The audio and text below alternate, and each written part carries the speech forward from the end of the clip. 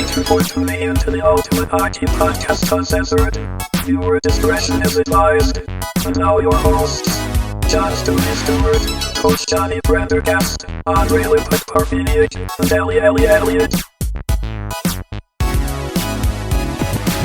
Welcome to the Ultimate Hockey Podcast, episode 13? 13, yeah, it's lucky 13. It's my one of my call signs, so yeah, let's go.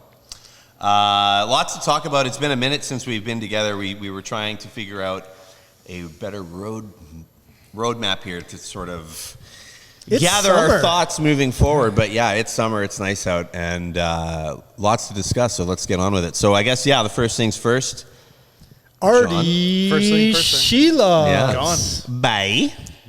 Yeah. Too bad. He was a hell of a goalie. We're going to miss him. I hope it doesn't bite us in the ass. But what did we get in return? We got Chase Stillman, a fourth-round draft pick in the 2027 draft. Thoughts? Anybody? I don't know nobody about this guy. Nothing. So I don't think any of us know. We took Demko, which I think was a safe bet. He's a superstar goaltender. He is also a risky because of his injuries. So if he stays healthy, it's a good move. And if he gets injured, well, I don't know. We're going to have to hang on Lankinen. Well, and what were our options? A risk with Demko or a risk with Šilovs? As if we take Šilovs, we have to get rid of Demko or Lankinen. And Demko's the big question, Lankinen's not. So it's risk of one or risk of the other, the evil you know or the evil you don't know. And if we had kept Artie and tried to get rid of him, or didn't get rid of him for something, then waivers is the problem. Lankinen a number one goalie? Yes. Yeah, he proved it. Love him. So then the question is he? Could you afforded to dump Demko, keep Lankinen as your number one, and bring Artie up to the NHL? We could have done that, but it didn't happen. And if you do that, then you have a number one goalie and a backup goalie. You don't have a superstar number one, which is possible in Demko. Provided he's healthy. Yeah. What did Demko re-sign for? Good question. I think it was 6 for 4. Was it a lot It was pretty good. for a goalie? 3 years, it's about $6 million. The reason I ask, so like if I'm, empire building here, if it's just to sort of plug a hole, keep him here, keep him happy, keep fans happy. He's injured, he's not injured, we don't know, and that's the thing. It's kind of a question mark as to his health moving forward. I think if he signed that deal, he kind of signed it knowing he's kind of passing that spotlight on to the next bound. Like the next goalie that's coming in. Is it Lankinen? No. And everybody's kind of saying no. So getting rid of sleeve laws. I feel like Don Cherry, who we're going to probably talk about later, but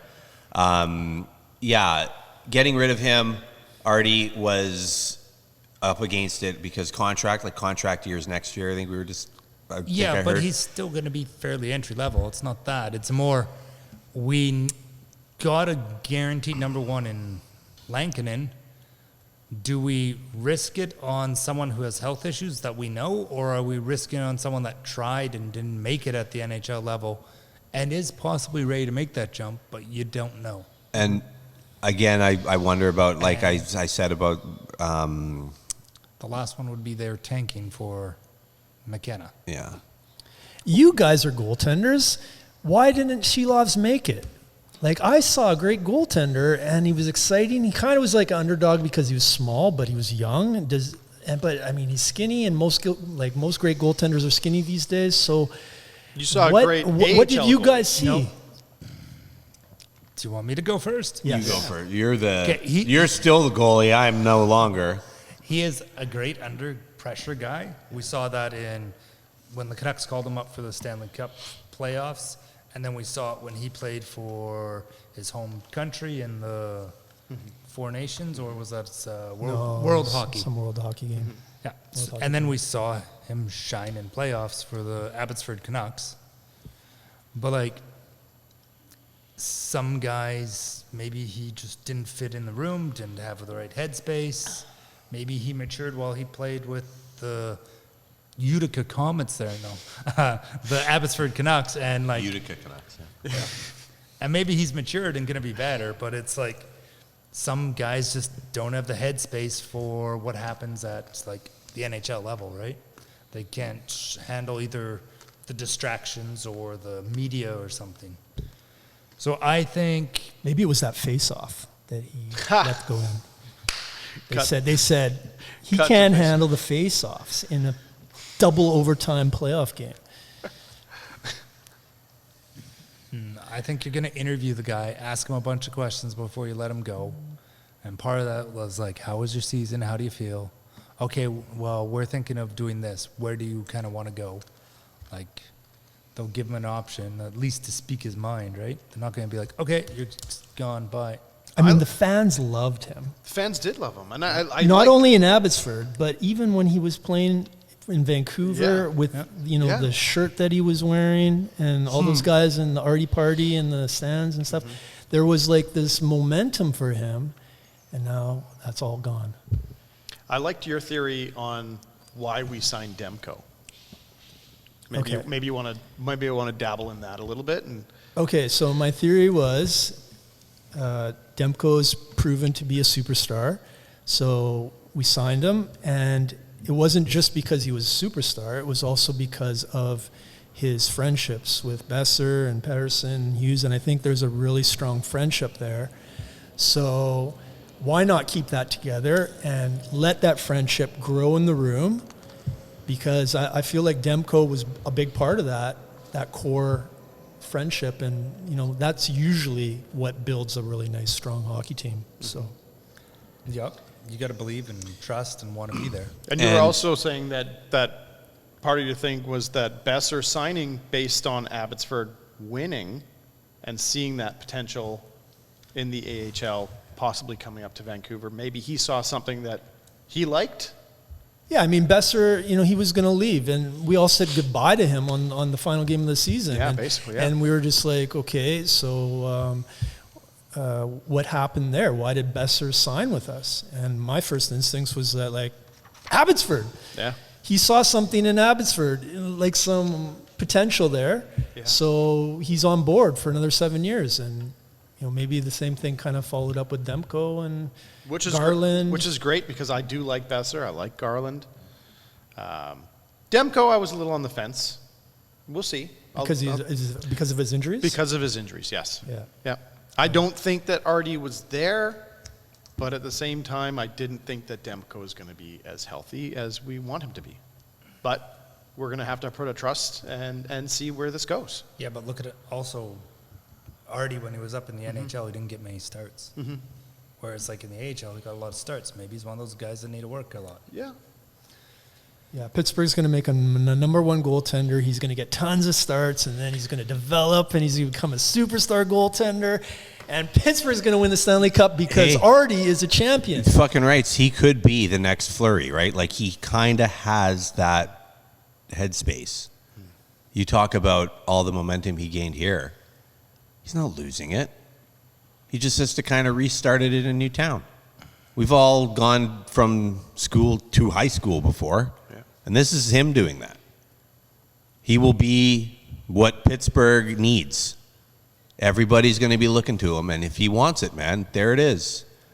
So I wish him the best. I wish him the best moving forward, and I'm just glad he's going to the East because, it could cost us. He could be one hell of a goalie moving forward. And I hope he is, because I hope we only see him in the finals. Fuck him. Yeah. But on the goalie, just real quick, I was writing it down. I wanted you guys to finish that thought. Demko, 3 years? We said he didn't sign for very much, and it's like a 3-year contract. Great.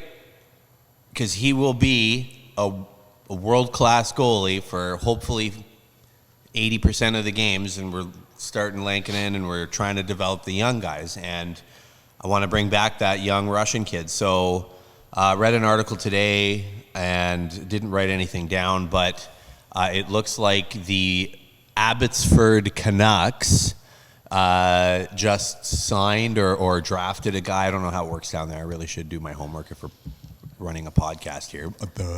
But they signed a young guy, and he looks good. He was London Knight, and I mean, this is going to give the big boys the time to sort of eyeball test him a little bit, probably see what he can do under pressure, what he's like in, physically and mentally and moving forward, because maybe they see something in him development-wise that they didn't see in Sleevelaw's Artie.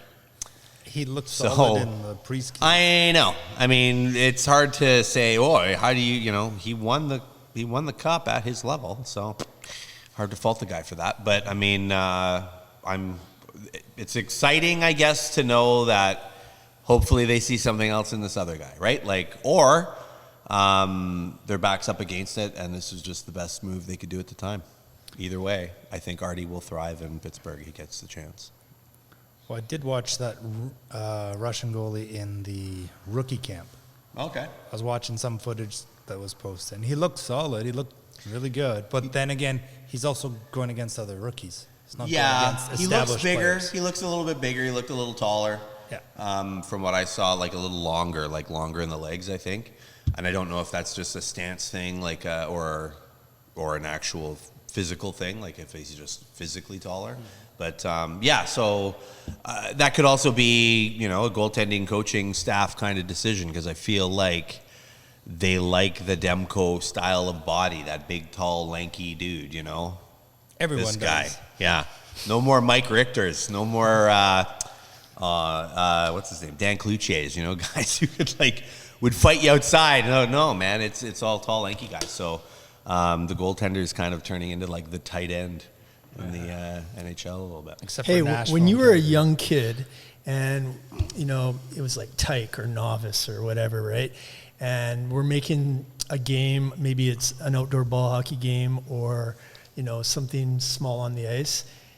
Was it the smallest kids that got put into goalie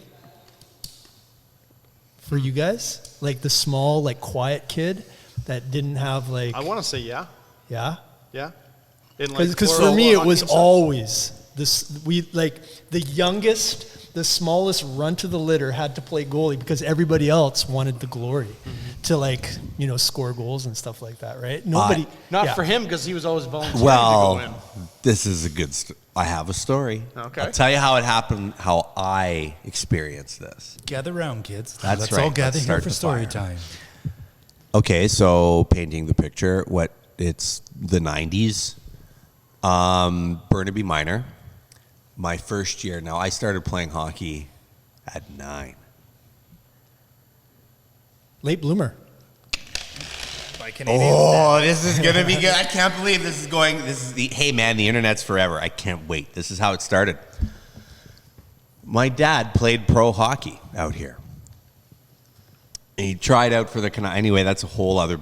We don't want to get sidetracked, right? Right. Okay. So he had connections out here through hockey, and he had it lined up. I was going to play for Killarney. Okay. So Killarney minor hockey. And he was going to coach. He was going to help coach because he knew them, and I was out of the bubble, the district or whatever. Yeah. And only just. Right? But I was outside. I go shopping. We buy all the gear. Everyone already knows where this is going. We get to the rink. Hold on, son. You can't go on the ice. You're out of the catchment zone. My father looks at, are you fucking kidding me? And they're going, no, he goes, but you can go coach. And he goes, yeah, I sure can. Come on, son, let's go. And it was too late for me to go and try and get into Burnaby. So I missed a year of fucking hockey because of that. Damn. Yeah. Oh. So I remember really wanting to stick it to Killarney every time we played. So the first year I'm playing hockey, Dad was a forward.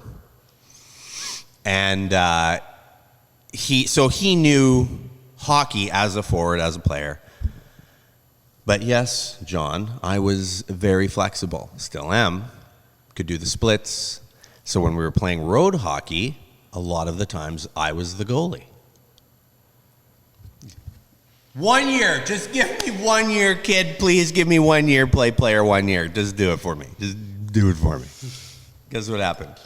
So a team, so the answer to your question, this is a long-winded answer, but it's a good one. It was like a rotation. So the first couple of games, it was like one kid wanted to do it, and then it was like anybody else, and they're like, no. Okay, and then he kind of got sick of it, so the coach was like panic mode. Okay, who else wants to go in? And then I kind of looked at Dad, and he was, right? Some other kid, and then we got like shelled, just like destroyed. And I took the equipment home that night. And your dad cried. No, well, I mean, hey man, he was a sweetheart. His wallet cried. His fucking wallet his dad's wallet ended up crying. But anyway, yeah, no, I took the reins over, and I was never looked back after. Like I just kept playing. So two things I picked up from this story is one. I don't listen to my parents. No, one. Now I know why every time I used to ask you to go swimming at Killarney, you were like, nope, not fucking happening. Not going to Killarney. I'd pee in their pool. Second point there Big crunchy. is that kind of sounds like the same probably for a lot of sports. Because I'm sure at a young age when my kid was playing baseball, nobody really wanted to play catcher.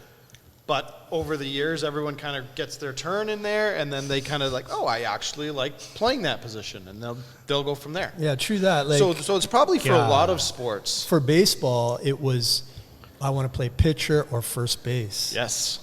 Those two. Like, shortstop. When you're like a little kid, right? They want the action. Right. And then coach is putting you out in right field if you're not that great, right? Yeah. Okay, let's keep on topic here. So, with floor hockey, ball hockey. Yeah. I grew up playing net from like 6, and it was lots of different things. But ball hockey, no, I didn't want to play net. But like whoever went in net was like, ow, that hurt. I don't want to play anymore. Okay, fine, I'll go in. Oh, so you were just a nice guy. No, I'd wait until like no one wanted to go, and then I'd go because I wanted to hit people and like take slap shots when I'm not in net. Floor hockey is a completely different game. But funny thing, go play baseball. Yeah. And no, not first base or pitcher, catcher. Yeah. But they wanted me catcher because like I was good at catching, even though they deflected it. But like I never wanted to be pitcher at first base. I wanted to be way out in left field. Where you never saw the ball? Yep, exactly. Sweet. I don't have to see the ball. I don't have to throw. I just stand there. This is great. Yeah, catcher seems to me like a good position because you're involved. Catcher in baseball is almost the captain of the team. You're calling the pitches, right? You're aligning your offense. Like where do you like outfield move over, right? You're on top of it. You know what the batter where the last batter hit the ball, so you know okay he hit a good one off a fastball. Let's throw him the curve or a slider. So you're the captain of the team essentially. Yeah, I feel like all the small little weak kids were put out in the field. Outfield for baseball anyways. But yeah, it's a good observation. Yeah. I wanted to go back to hockey because what I remember was in novice, there was one set of pads and it rotated because nobody wanted to play goalie. Yeah. So, like everybody had to put their share of, going through the rotation of playing goalie for one game. And I think that still exists today, but I'm not too sure. Somewhat, yeah. At the youngest age. Yeah. Right? Yeah. Because, how was it, when did you start playing goalie and how much would it cost to go through pads every year when you're growing? How often did you have to change pads? Just once a year, maybe once every 2 years. That seems like a lot. Mm-hmm. Well, yeah, but how many times did you go through skates as a player or pants? Well, that's skates. How much do pads cost? Well, back then they were cheap, $500. It wasn't cheap back then. Skates were like $100. Yeah. I used the use the league gear. So most of the leagues will have like a set That's of what gear. that's what he's and saying. It's like, it's not, Communal pads. hey man, it does the job. I played rep level hockey using that stuff. I know, but then it was like, so, and that's how I transit, like, because growing up I didn't have cash, man. Like my parents worked their ass off, but like gold fucking shit's expensive. So Burnaby Minor supplied you. Yeah, so Burnaby Minor had like pants they had like most of what you needed, right? Mm-hmm. So, like the first thing I bought were like a proper pair of goalie pants. Yeah, instead of the player pants. Yeah, and then it was like, well, the skates too, right? So those are easy. The helmet, I was still wearing the bird cage, so that wasn't a problem. And then, chest, like guys are taking wicked shots now, like the helmet got dented, so new helmet, chest tee, right? Through a few cages. And then, like, no shit, I could start feeling it in the pads. So I went up a pad, and like I was able to. I'm not vertically gifted like our boy here, so like my growth spurt never really was a problem, right? Like I went from like 5'6" to 5'9", maybe, like and my voice cracking. So yeah, I'm trying to think. I had like two pair of pads I can remember through the association. Then I bought a pair of like these like T. Louisvilles.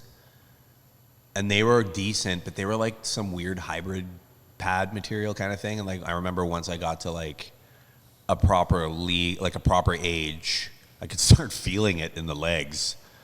And then by then it was all bought. Like Grandpa came into town and was like, okay, well, here's the rest of my pension kind of thing or whatever. And yeah, I got like a better helmet and better stuff or whatever, and still never made it. But yeah, like, so the league's there for you, a little bit. Like I'm pretty sure they still kind of do that stuff with a lot of gear. But the thing too is now there's and I don't know, because like I don't have kids and I'm not in that market like with the minor hockey stuff anymore. But like I'm sure there's lots of like used market stuff now because of the amount of rotation you're seeing with the kids and gear and stuff. So not only that too, but back then your parents wanted to find used gear. They were looking at like the buy and sell. Now you've got Facebook Marketplace. John, that is a huge, absolutely huge. Oh yeah. Yeah, that's a great point because, like it was, and the quality of gear, because you got to think of the time, right? Like makes us sound a million years old, but hey man, no kidding. The first pair of pads I had horsehair in them. Yeah. And my first chest protector from the league was a 2-piece, looked like an umpire back catcher's belly plate, and then felt tops. And I think it was like Adam, a kid, was taking slap shots and like blasting the glass behind me from the red line, and I was out there and basically felt. Yeah. And then I was like, okay, upgrade. Worked all summer, got a chest protector. Yeah. And then it was like, I don't know, I started with the DNR pads. The horsehair filled ones. Yeah, I think I had white ones. Oh, you're lucky. I had like real, authentic leather. Mm-hmm. Oh, they were leather, but they were like painted the white, right? Yeah, like the Artūrs Šilovs specials, man. And then I had Miller pads, and I remember the Miller pads were at least Burnaby colors, which was kind of cool. We didn't have colors when I started. You were Richard Brodeur or before that. Like literally just one color was all you got. Oh, my glove's hurting here. Oh, we'll take a solid piece of plastic, stick some leather over it, and stitch it there.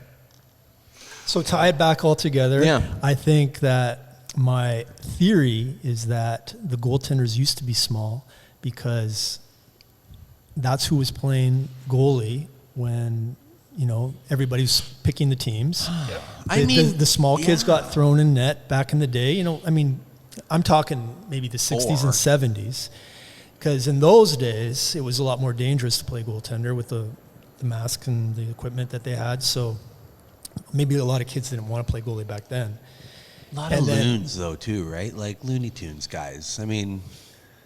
I don't know. I just think like the reason we have bigger goalies now is because the shooters got better, and it's 100 miles just an hour. like smarter.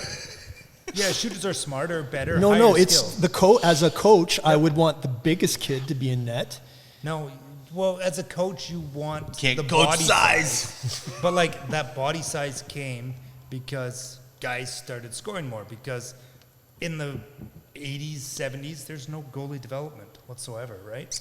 And then in the 90s, the start of titanium composites, all that starts coming 90s, 2000s. That scoring goes way up. Of course. The skill has gone And then, up. like now people actually work at the goalie. So like the small goalie gets filtered out in rep because like, oh, there's a big goalie now in rep 2. I'll take the big guy over the little guy, right? So I don't think like you don't see it because they were just like stuck in net. I think you see it because our rep programs and all our programs are filtering out based on coaches and that. What kid wants to play house when he was like the last guy getting cut from rep every year because of only his size? Not only that, but take example for your business, Slapshot Alley, right? That kind of stuff didn't really exist 20 years ago, right? Nothing. Parents weren't sending their kids to do training for hockey or for baseball or lacrosse or any of that stuff, right? So a lot of the parents have now focused a lot of that time, and whether it's because they're busy and they think of it as babysitting or, where they don't, we can shove them here for an hour, we can do some errands and stuff like that. Whether that's the case or not, I don't know. But a lot more people are using that as a tool to get their kid better. A lot more money is being thrown into training than there ever was. How much for an hour of training? And on that, come down to Slapshot Alley. Woo! I was going to say, how much for an hour of training with you? It's $100. Okay, so it's the same as goalies then? Okay. I was just curious if there was a price difference. Yeah, so I mean, it's like you said, I don't remember any shooting training back when I was a kid. I don't even remember my coach teaching us how to shoot. I remember going to a camp and they would kind of do a demonstration, but you would go to the boards and you'd be like, I'm just going to do my best and figure this thing out on my own. Yeah. But nowadays, like goaltenders have like specific instructors coming on. That was never the case back in the day. Like when I went through my development, goalies never had a goaltender instructor.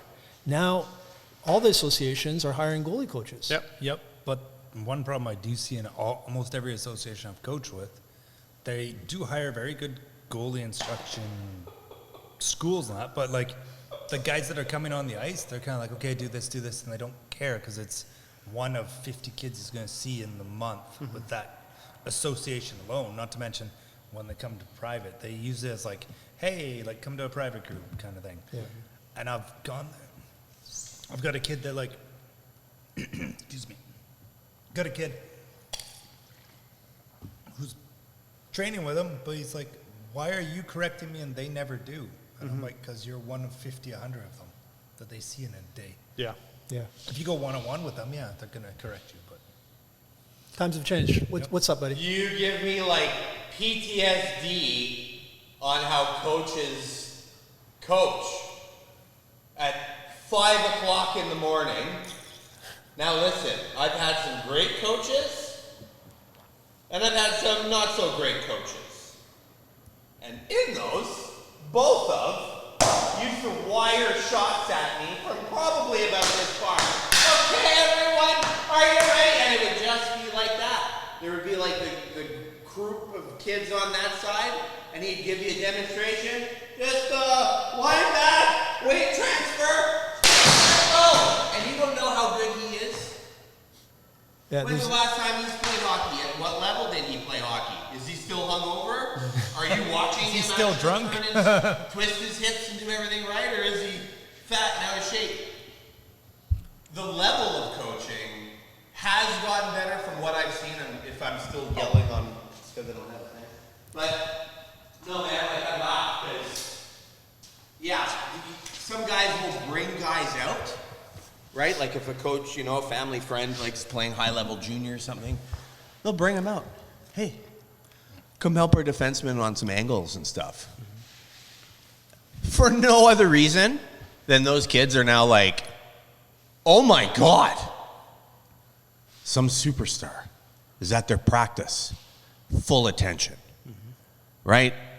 So, yeah, coaching has gotten better. But I'm sure there's still some studs out there working through some demons at 5 o'clock in the morning, just screaming at kids. Dude, man, we've had coaches. When I was in minor hockey, we had coaches that were like decent. We had coaches that would drink with the kids after practices, eventually get removed from their job. And we've had like the ex-NHLer. And like, I don't know, like the ex-NHLer, great coach in the fact that he taught you how to play proper and that. The coach that was drinking with the rest of my team, not so great. Yeah. But like some of the father coaches, like they did a lot. Like they weren't the best coach, but they tried. They might not know anything about hockey. Where I grew up, like we had like 4 or 5 different parent coaches where they didn't know a lick about hockey, and they learned it all for their kids. I thought that was great. The cool thing, like, so again, my hockey journey. I mean, I was, I'm trying to think, age-wise. Because I remember getting rollerblades pretty young too, right? And if I'm playing ice hockey at like 9, 10, 11, right? I'm probably rollerblading around that same time too. Anyways, I can't remember what came first, chicken or egg, right? But regardless, I knew I was not able to stop properly. One of the first times I'm out on the ice, it's at UBC, like 11 o'clock at night. Dad knew the Zamboni driver, so we used to get some sweet ice out there. It was awesome. I think that's why I asked you originally, like, if you remember that guy's name or whatever, and you're like, I don't know. But first thing I do is I go up to the old man he grew up on skates, right? From the farm. How do you stop? Oh, like this. Yeah. He looked at me like I just asked him, like, why do you have 2 heads? Like, where do babies come from? You're way too young, like he had no idea how to tell me how to. He's like, you just stop. Yeah. The reason, and it's this funny story, it's this funny moment, right, that I very vividly remember, but it's so telling because in coaching, you could be Wayne fucking Black Mamba Gretzky, Cooter McGregor. You're never going to be able to convey how you do what you do if you can't let that, the weight I remember asking somebody just at warm-up, like when you take a snapshot, what are you driving the stick with? Is it the top hand or the bottom hand? And you would get 16 different answers if you asked 3 different people. Right? Because they all have, if it's this situation or if it's that situation. So, like, having to tell that to a bunch of kids, not being 30 kids at once is very difficult. Mm-hmm. One-on-one is difficult. Watching somebody, shoot, reload, whatever, watching their hand, their manipulations and things. Watching that is more important than where the rounds go down range because you're more, hey, next time try and do this because it's a little safer if you get your finger out of the trigger when you're reloading, right? Or whatever. I don't care where they're going down there right there. Not right now, right? Same as kind of in here kind of thing, right? I'm watching you, how you're doing it. We'll work on this later. I'm hoping I hear at least a ping or 2 or some mesh, right? And not my lights breaking, but... Yeah, and I think that's it with the coaching and the parents that want to be involved are probably getting some kind of coaching schooling or something or have maybe some background in management or something, you know what I mean? Because they're the ones out there doing it, but not all the time. And sometimes it's learnt through doing that stuff. Right? Like sometimes people, those parents and stuff, young parents, and this is maybe me getting on a soapbox and I didn't write it down, but to sort of promote that, to sort of promote a little bit of like, John is, I know he's very involved with like his baseball teams and his kids' teams and stuff, and like, he's not just a guy that shows up, drops his kid off, and then he's, swing better! Like he's not that guy. He's a first base coach, third base coach, whatever. Telling his kid he sucks and stuff when he sucks. So he's, he's honest with him, and that's great feedback, but there isn't. I don't know that there's enough of that. I think it's just kind of turning into a bit of a hey, here's daycare, right? Mm-hmm. And that's fine for stuff like jiu-jitsu or, you know, martial arts and stuff, because really the instructor doesn't need you going, oh my God, that looks dangerous, you know, like whatever. So, but a lot of sport needs involvement from the parents, and yeah, it's kind of fading. And on the other end of that, I worry about this across the board. Is lots of coaches are turning into, oh, we got to win. I'm going to teach this because it'll win at this level. That's all I need to do. And it's not about the kids' development. Mm-hmm. Like, a lot of it has to be, look, if I develop these kids, like, okay, maybe I don't win this spring or this winter or whatever, but my kids are developing into people that can play hockey and enjoy it. And it's up to the kids' drive to go farther. Yeah, I was watching some young kids play, and there was a lot of just like one kid trying to go through everybody, right? And I'm just wondering, are the coaches allowing that? And just because it's successful, whereas it's difficult to tell that kid to pass the puck? Well, no. So you'll usually get one kid before rep that's heads above everyone else, and he gets the puck, he's going to skate through everyone because he's the guy who can skate and stick handle at the same time. The rest can skate, or they can stick handle, or they can shoot. They can't do it all at the same time. But like, I think it was Adam rep or Pee Wee rep, we had one coach like, oh, I'm just going to teach this system to the kids. And we're like, they're Adam and Pee Wee, like, let's work on skills, teach them to skate, teach them how to, I think at that time you could hit in Pee Wee. And he's like, yeah, but like, if I teach them this system, they will win games because the other teams can't combat a system. And we're like, okay, cool, but like, you're now not developing all the kids, you're just developing a system, one system. And like, yeah, it could win games, sure.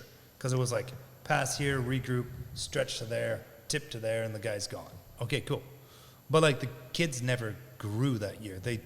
Next year, they're like... They had one set play. They had one set play, and they I get played the puck, against a and it team was like that too. I can't remember where. It wasn't that set play. They were just like, I don't know what to do. They knew nothing about chip and chase or like give and goes or anything, or even like had the same stick handling level that everyone else had the next year after. That affects the kids too, because it makes it not fun and they don't want to continue playing. Or if they're not developing and you know what I mean? The year they were winning on that one system, they had a great time because they're like, yay, we're winning. Right. But the next year they're like, oh, like I'm now behind. Yeah.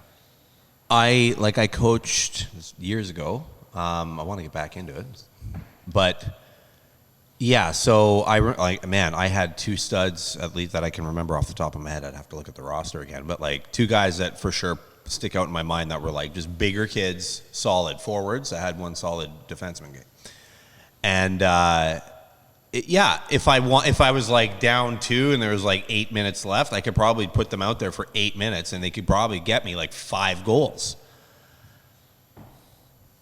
What's everybody else fucking doing? Yeah.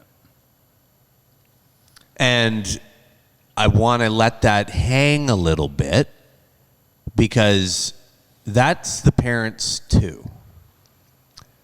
There were some mentalities that, yeah, it's rep hockey.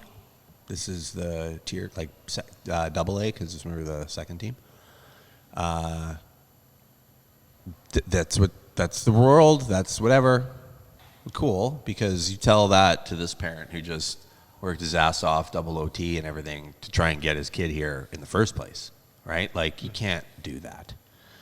So it's tough because, yeah, like you know, like you see the stars do it. You know, Connor McJesus is out there for 48 minutes during a 60-minute hockey game, but you can't do that to a 13-year-old trying to learn how to take a snapshot properly when he gets the puck for 3 minutes in a hockey game, maybe. Mm-hmm. You know? So anyway. Yeah. As a coach, we had a rule. It was like, okay, if it's a tournament at the 5-minute mark, we can shorten the bench. Yeah. And then we were like, okay, if it's like a regular season game, we just roll. Yeah. Or if we were rep, we might be like, okay, last 3 to 5 minutes. If we're only down by a goal, we'll shorten the bench. We always had rules set up to avoid that. Like, and there were times where I tried to do that too, but I like, mean. also you got to remember your parent group might be like, well, you should shorten your bench because like we should be winning. Like some parents like, I don't care that my kid's not the best. Shorten the bench and win. Yeah, you can't please everyone. Yeah. There's going to be some parents that are agreeing with that, and the other parents are going to be bitching about it the whole time. Yeah. Why is my kid not getting ice time? Or there's one parent always going like, my kid's better than him. He should be the one getting all the ice time when you cut the bench. Yeah. It's all the same. But. So Elliot's thinking of getting back into coaching, whereas I quit because of the parents. So. Yeah. I had a parent make me cry. Okay, this is what happened. So I haven't coached in a long time, a team. What happened is that this team lost their coach like 2 weeks before the season was starting, and somebody knew that I was coaching shooting, so they asked me to coach their team. So I start the season with this kind of like game. We're going to play fastest skater. I'm going to time you, and then we'll see if you improve throughout the season. So on the very first practice, I have everybody line up at the red line, and everybody goes around the nets, just like in the skills competition, and hits the center line, and we clock your speed, right? And then I post your time on a Google Sheet, right? And so, everything is random, and there's no first place, second place, third place.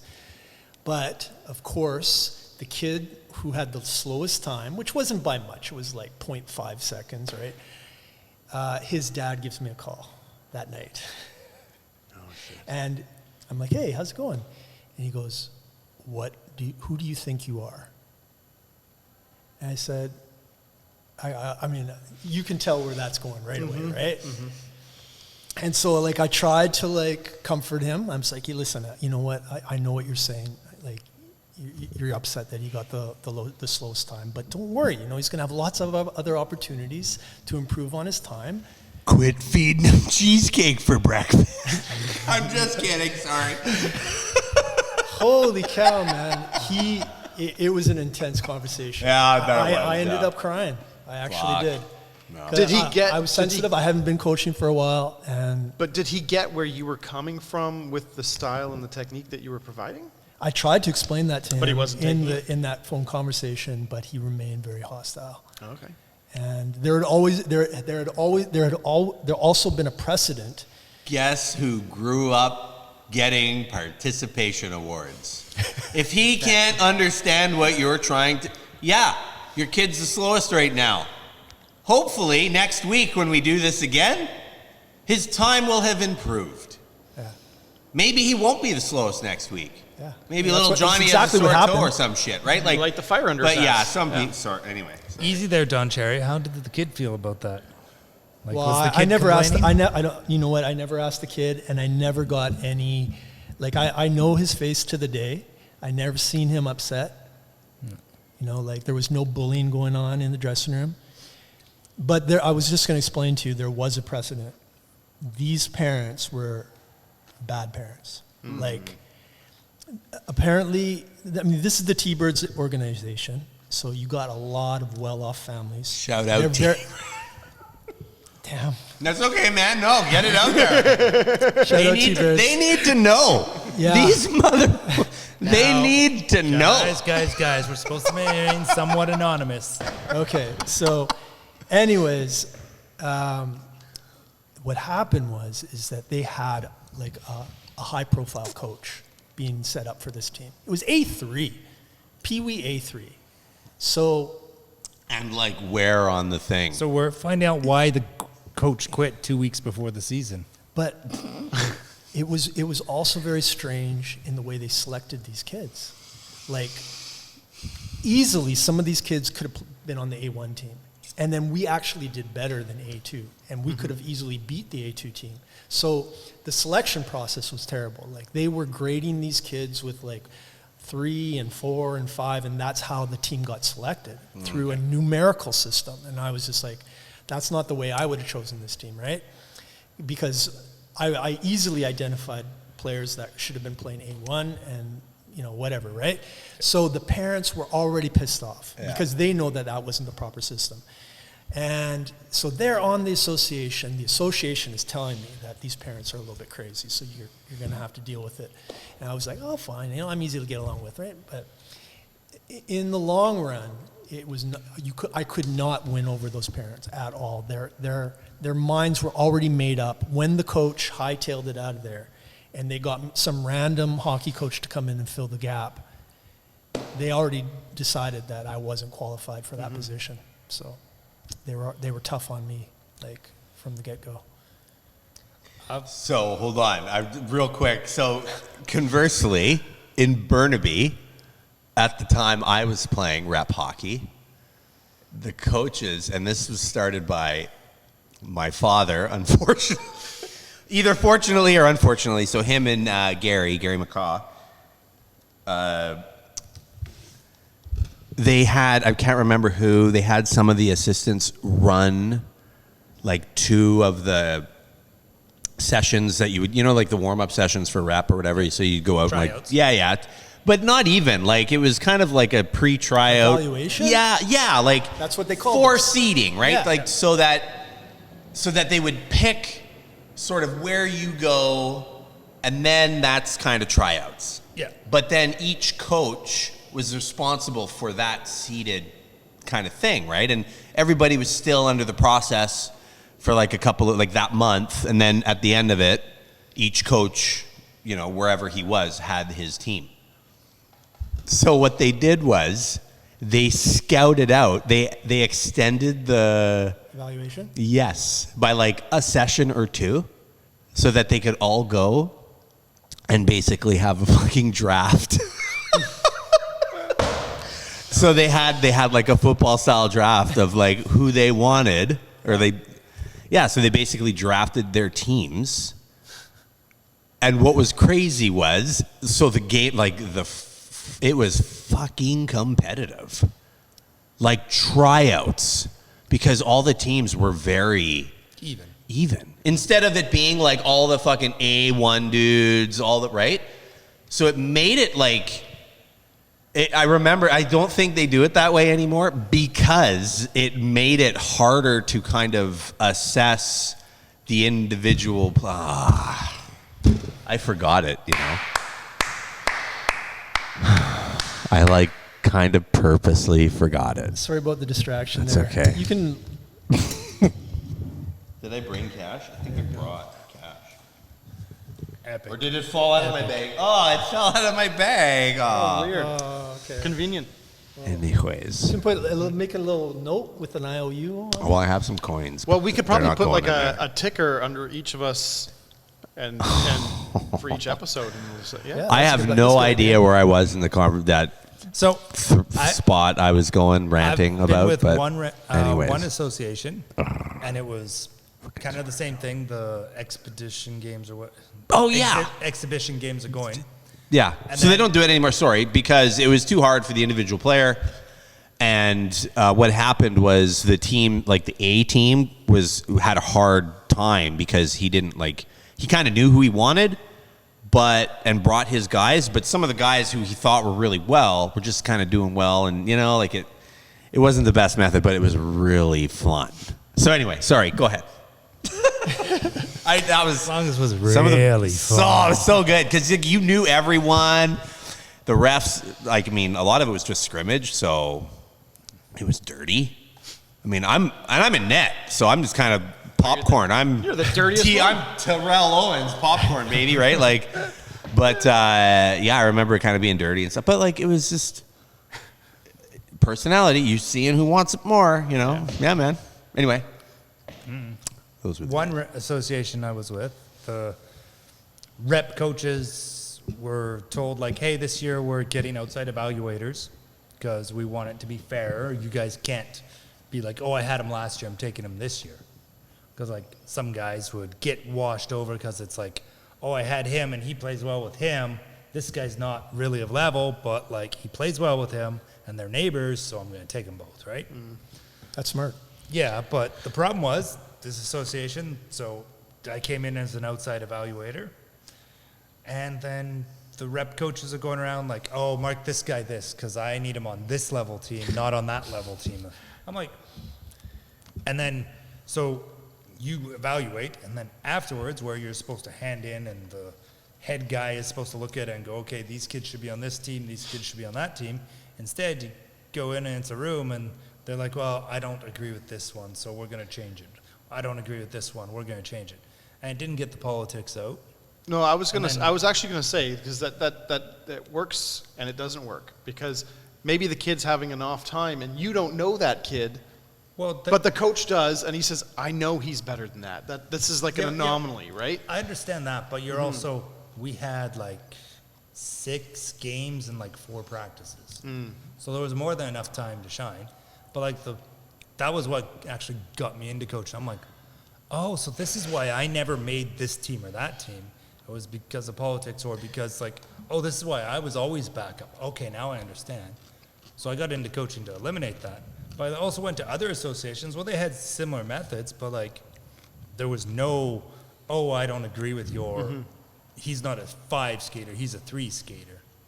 Maybe all 3 of you want to coach a team. I had a kid come, like he got cut from a team. Yeah. And I think he was like supposed to be totally not getting cut from that team.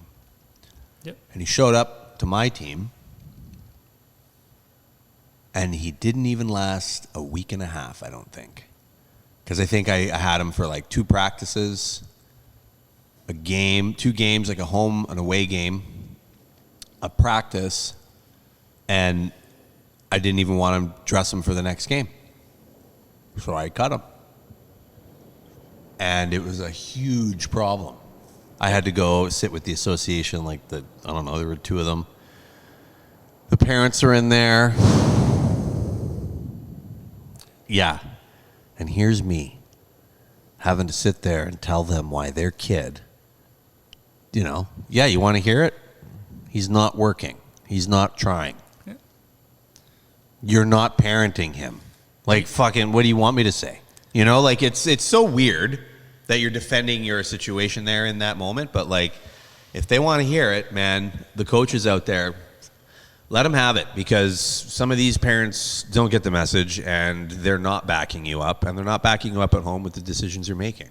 And they should be. We did that in Richmond. We were like, okay, these are the kids we're cutting. If you want an out meeting on why we cut your kid, you're welcome to it. If you don't, that's fine.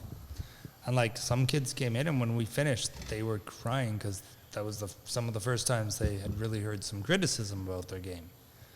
But like we were like super good about like, hey, we love this, we sandwiched and everything, but still like some kids couldn't take it, and sometimes the kid was like, okay, sweet, thanks, like I'm gonna work on that, and then the kid leaves the room, and the parents are like, how dare you say that about my kid? And it's like, you should go talk to your kid because your kid's better at this than you are. Yeah. When I went through Coquitlam, they got it right every year. Like, we all showed up for the A team, and then the cuts were made, and then everybody went down to the B team. Then they made the cuts, and everybody went down to house. And every year, to the T, like, the team, like, if I remember being a kid and saying, yeah, that's totally accurate for every single player that made the A team. Every one of those players could easily been ranked better than every one of the B player teams, and that's the best system. Like the coach, he'll watch everybody, and he'll say, yeah, these are the 15 on my team. Everybody else goes down to the B team, and then they do the same thing at the B team, and they got it right every year. I don't remember one year where I said, oh, why did that kid get cut, or why did it was always. Like it was the perfect system for me. Yeah, I think in Burnaby they probably tried to rush it. Like they just don't have the time ahead of the season, and I don't know if that's like an ice thing, like they putting in the ice late in the season at like Killarney or what have you. Like how many teams does Burnaby have for one age? Oh man, it's like 6, 7. I would be shooting in the dark right now. I couldn't remember. I mean, it would. Well, like usually any association in Vancouver has an A3 and A2 and A1. Yeah. And then it's whatever. T-Birds had A5. Three rep teams, and then it's like 3-ish rep teams at a certain age group, and then. Okay. The problem is when you start the way it works is, and I don't know about this in baseball, so this is kind of fun. you could be A1 in Burnaby. And this happened. We had the best A1 team. Guess what? They were like tiered, like mid-level. Okay. Because Burnaby only has so many. Only 100,000 people to draw from. Right. And guess what? That year, they're all terrible hockey players. So that A1 team is full of terrible hockey players. So they get there. But the parents don't care. They think it's A1. We're up here! Right? Like they don't kind of put that together. Right? Yeah. So when you're, but at the same time, like a huge Vancouver, their A3 team would be like up here somewhere because they're having so many more kids. Kids are getting filtered down. Yeah, right. So it's kind of, it's weird. And I feel like even that is the lead into that isn't very long. But how, like, you can't. It's at what, like, at some point you have to start stopping being like, okay, well, how competitive can we make this versus let's just let them play, right? So, I mean, you know, and they kind of do shift people around a little bit, I guess, somewhat, but it doesn't happen that often. But, like, even as a coach, I've had my head coach be like, hey, I want this kid. I'm like, okay, sure, but, like, you should really take this kid. And then, And they like, don't. no, he's not. No. He's not. You guys don't pick And- kids based on the hottest moms? No. No comment. There's No, al- I there's didn't. always You know the what? saying- there's No always the moms saying. were coming to the games. It was all dads all the So, time. we laugh about this as coaches. It's tryouts. All the moms come in their low-cut V shirts. Tryouts are done. Shirts are buttoned up. Dads are there. Yeah. But yeah, you're always like, I don't know, like we had kids that one coach or two coaches like, you gotta take him. He's your last kind of cut. This is the kid you want, not that kid. Always, eventually you screw up too, right? So Okay. I still remember one, Jaden. Wish I'd taken that kid. Anyway. Okay. I wonder where Nick Tarnasky was in Pee Wee hockey. Do you guys know the name? He was. What team was he? Was he getting cut off the A team? Bang! Bang! Yeah. Bang! Oh, I love that he was calling his shots.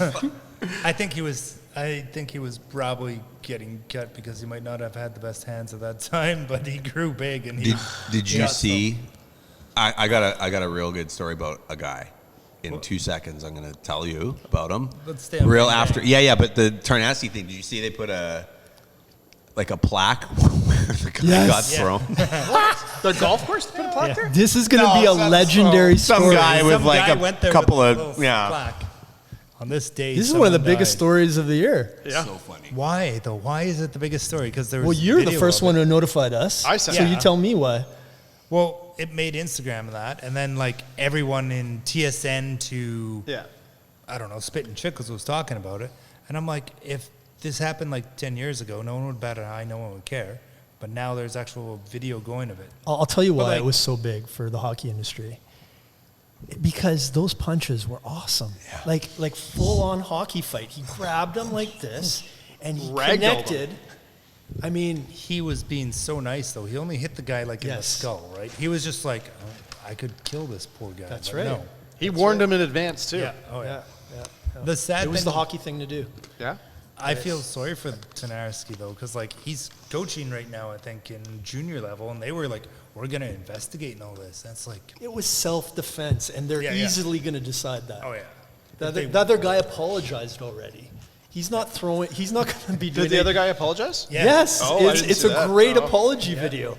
People Kudos love for him him. for the apology that he put out. They love him for like soaking up all those rounds he took No, they love him for being and like, his apology. Yeah. yeah, he's just like, yeah, it wasn't my brightest moment. I was too drunk. I was dumb. Yeah. He shit kicked me. Hey, I don't care. I grabbed Tiger Williams by the scruff of the neck once. I won't be doing that again. Yeah, I can imagine. So, Well, good for him for coming forward and having the apology. And Yeah. I mean, everyone kind of realized what he was doing was wrong. But for him to take ownership of that, that's good for him. And he didn't try and make it No. look at this or anything. He posted one, like all I got was a little shiny. And that was it. And then he was quiet for a while.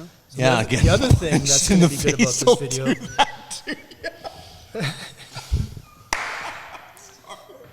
The other thing that's going to be good about this video is that people are going to think twice about acting this way on the golf course. Because I've seen a few tussles. Can we out there. just start thinking about acting twice in public? Yeah. I'm with him on that. But here's a thought. Why do we not see that in hockey? Because in hockey, you don't sit there and drink for like 4 hours. You show up sober, you drink afterwards. Yeah. What are you talking about, man? Have you seen that fiasco that happened at 8 Rinks last year or the year before where they all started swinging sticks at each other? That was back in Ontario, but yeah. I saw Eight that. Rinks. Nope. There was an 8 I think it Rinks was one. a There was an can 8 one. Rinks one. Was there? There was an 8 Oh, Rinks okay. one. No. Well, There was one back The east. one, the guy that was going like Yep, this, yep. and lots of So- guys swinging sticks. I talked to the head of the arena, Rainville. Yeah. Like, he's a serious hockey man. But he was like, no, that team, like, they already had problems. They were already on, like, shaky ground. They're one of the most penalized teams. But he's like, all that team can never play in the SHL anymore, anywhere. But, like, it was not drinking. It was a bunch of people that don't play hockey thinking that's how we get our solution. Like, if you had gone out and on the ice and fought like an actual hockey player would, you wouldn't have had all that. But it's also beer league, right? You fight, 3, then 5, then you're done. Yeah. I mean, that guy admitted that he had 36 rounds of golf, Yeah, and he had lots of drank beer. way too much beer. Yeah. So Some people were saying 36 for no, did 36 36 holes. 36 holes, so he did like 36 holes. 2 rounds of golf. He did the course twice. Yeah, and it was Wow. on his second time round, right? So That's impressive in itself. yeah, oh yeah, some guys will do. Yeah. but like he was like way too many beers, and like if you add alcohol to any situation, eventually you get too much. You're gonna end up with some guys wanting to fight or be stupid or just think, well, I'm gonna run my mouth, nothing's gonna happen. Yeah. But Braden Coots, our first round pick. He looks good. I don't know. If you guys haven't checked out his highlight reel, the kid can move. He's got good hands. So how long does it take to develop? I don't know. But the kids are so good nowadays, man. Is this the kid from North Dakota? or the kid from the Yukon. I'm not sure. Braden Coots was our first round pick, 15th overall. And I looked him up. Anyways, he's got some highlight reel goals. All this posturing, it's for 3-4 years down the road. Yeah. So, how long do we have Hughes for? 2 years? 2 more years? Yeah, I think Is that right? That sounds right, yeah. So, if he's not going to be re-signing for us to be kind of stepping forward with our next bound here in 3 or 4 years, what do we do with him? Because if we wait, we're not getting anything in return, and he's going to go play for his brothers for cheap. Yeah, it's kind of a shame that we all have this in our mindset right now. Like, we've got 2 years of Hughes. That's it. But we're already thinking he's gone. 3 years at Demko, right? So he'll be gone. I don't think he'll re-sign here because of the situation. Or maybe he does. We'll see, right? Which is why they've done what they've done. It's smart. With the new kid coming in, give time for the eyeball test on him. Maybe he's worth trading. Maybe you want a new guy, and who knows, you're making a run. So that's kind of smart. But this is all 3 years from now. Yep. You need to put butts in the seats now, and there will be because we're dumb like that. But what do you do with Hughes? Can you trade him? Can you try and get something for him? Do you think he'll sign a no? He has a no trade. Lots of the teams are doing the exact same as the Canucks are. They're just kind of like, okay, we got like a kind of a core, we could build off it, but maybe not in a couple of years because everyone knows McKenna's your next generation coming in. Like lots of teams are doing the same thing. There's nothing wrong with it. Like, but Coots are a development. Like those young kids coming up, everyone's like, oh, this kid's gonna be good. That kid's gonna be good. Let's see. Because you have Petey and what did he sign for? 6 years, right? 6 or 7. I think we got 7 more years of PD. Yeah. And Besser signed for We got 7 more years of it, Besser. right. So there's some overlap there with those guys, which is great. Yeah. Because they'll be like a leadership role by the, hopefully PD is looking a little bit more like the grade 8 down the road, than he has, but he'll be looked at as a leader by then. So yeah, I'm curious to see what's going to happen in the next little bit here, but time will tell. Mm-hmm. Mitch Marner going to Vegas, $96 million over 8 years. Can you believe it? Where are they getting all the money for all these players, man? Well, Aren't they? I thought they were already over the cap. Cap's Which is going why Cap's going Kachuki, up. yeah, but that's why they've got players hurt all year. How much is No, it going Vegas up? got rid of a couple, Okay. but I think I mean- what are we, this year's salary cap's like 100 mil or 110. something like that. I don't Well, they're under the cap. Clearly. But how? How do they get all these players? Like, look at they're so stacked with superstars. It's crazy. I feel like, Wasn't how's there- Aiden Hill? Was he not a little sus? Was their goaltending situation not a Wasn't little there sus? like a little sketchy something that happened where Vegas was kind of just under the cap space, just at the right time when they would? The Yeah. injury, And then Mark long-term Stone. injury. Actually, Mark they got warned about that with Mark Stone. Stone, and then they Right. did So- it again with Kachuk. But then didn't Tampa so do it or Florida did Tampa it? was the first Kucherov one was to do being it. long-term injury reserve. Tampa did it first, then Vegas, and then Florida. Yeah. And the NHL ruled like Tampa did it 2 or 3 years in a row. Vegas did it 1 year in a row, and then Stone went on. The second year it was like actual legit. Mm-hmm. But the NHL warned them, like, you do this again, you're getting a huge fine. Mm-hmm. And now they've been talking about changing that actual rule, right? It's Mm-hmm. like, hey, you guys are abusing the way this rule is meant to be used. Right. And then Florida signs Brad Marchand to a front-loaded contract for $31 million over 6 years. So that means he's getting $5 million a year for 6 years, but he's going to be 43 at the end of that contract. So is he, like, he's not a $5 million a year player. So it's front-loaded. That means that he's probably only going to play 3 more years until he's 40 years old. And so that's technically $10 million a year. And he's happy to be playing with the Panthers. And the limit this year is $95.5 million. Vegas has $7 million cap space. Florida is $3.7 million over cap space. So you got to be cunning and clever as a GM to do these little twists absolutely. and cheats, and they're doing that. Or you just keep going to the well of Pittsburgh. Oh, my bad. I'm tired. Oh, sorry. Did that sound a little jaded? And I was going to say my bad first. Vegas is $7.6 million over the cap hit. Oh, And Florida's $3.7 million over the cap. how are they allowed to do that? I don't know. Ask Siri.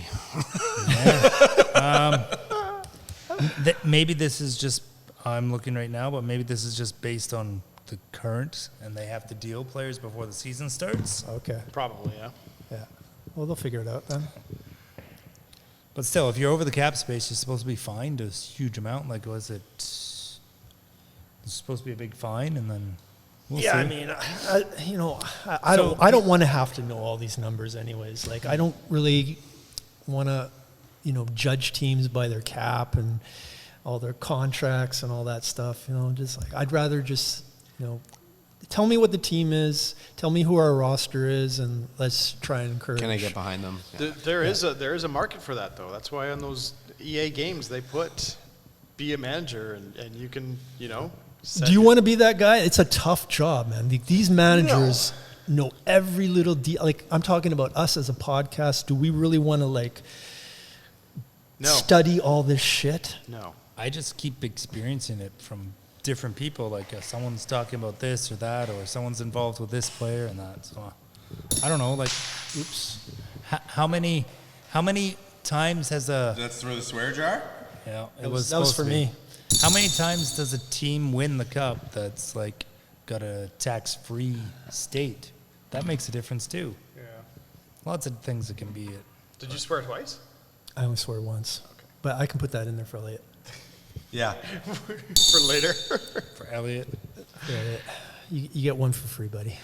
Thank you. All right, what time are we at? About an hour. It's on 1:12. I think we talked for like 10, 12 minutes before we actually started. I mean, to try and fill some void, F1 news, Red Bull gets rid of the head of Red Bull, which is shocking. Like, I don't know. I haven't read any of the details. I've seen all of the They got memes. rid of him as soon as the current majority holder lost his majority holding shares. And they got rid of him, and Mercedes announced they would pay the $102 or $104 million penalty to take Verstappen next year. So whether that's actually going to happen is different. I was going to say, I thought that whole process was so Max Verstappen didn't leave Red Bull. So they got rid of Christian Horner, I think his name is, to try and keep Max Verstappen. Right. So now they've done that, and Max might still leave? Yes. So Christian Horner is very, like, driven. Anyone in that sport is high drive and that. But, like, he was apparently bullheaded and, like, ran the team the way he wanted. And it's successful. Can't complain about that. But apparently the Red Bull company only was allowing him to do it because the guy who had the majority holdings liked them. 8 championships and 6 constructors championships. Sorry. Yeah. I think is with the numbers. So I mean, he's obviously pretty successful.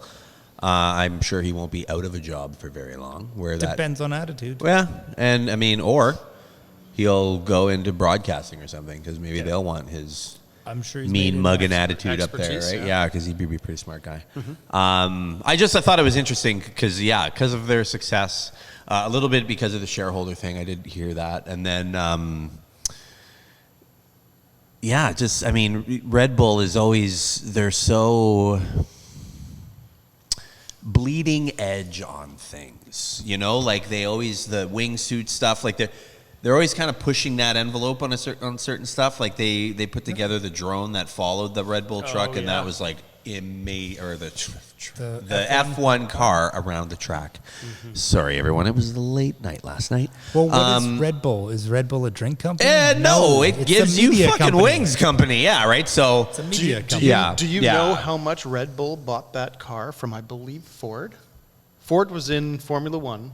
They wanted to sell they want to sell it. Red Bull step in. Do you know how much Red Bull bought it from Ford? The car or the whole company, like all its assets. Oh, to be like an F1 team? Yeah. $20. No, like I would think you're 232 to 600 million. $1. Yeah, it was fuck all. Because it's the price of maintaining it's just the team throughout the year. It's a hole that you're throwing money in. They just bought the license for him. Yeah, it was something like that. I knew it was cheap. It was almost as cheap as Bottas's announcement that he's driving for Cadillac. I love that. That was cute. Audi's coming in next year too. Yeah, and I think Porsche is looking at it. Ooh. Yeah. I just like the pretty cars, I really do. Like when they do you're a Le Mans GT3 guy. When they do Japan, I think. When they did Vegas, they do a few like special cars. Kind of, I don't know. I'm a nerd like that. I like Red that Bull kind of did a stuff. Graffiti version for this weekend, I think. Yeah, so I don't know. I kind of dig that, but Anyway, it's cool. It's kind of cool to be an F1 fan because the races have been pretty interesting and just it's fun for something to talk about because there's nothing right now. Women's basketball and go watch the movie. I was just great. gonna say, really? Has anybody watched the movie? Yeah, it's fucking amazing. Well, the trailer on an Apple phone is pretty cool. I don't know. IMAX is even better. Yeah. I watched it. I don't know. Maybe Would it's the just wife like it?